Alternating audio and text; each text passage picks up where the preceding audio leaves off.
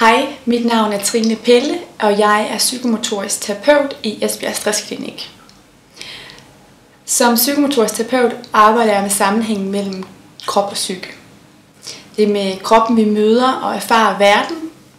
Derfor er kroppen et godt sted at tage udgangspunkt, når det mentale overskud mangler.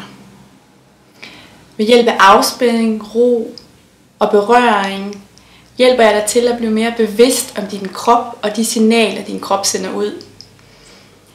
Psykomotorisk behandling handler om at finde ro.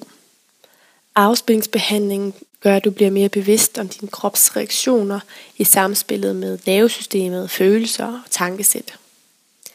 I takt med, at din kropsbevidsthed udvikles, bliver du i stand til at forstå og reagere på din krops signaler. Og netop det betyder, at du fremadrettet vil kunne håndtere spænding og stress.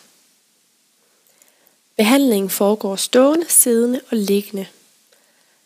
Afspændingen danner en rød tråd for hele oplevelsen af at være i den krop, man nu engang har.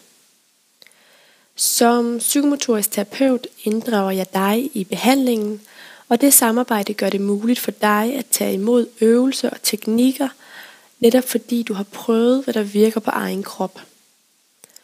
Psykomotorisk behandling er for dig, der trænger til en beroligende behandlingsform. Alt skal nok gå.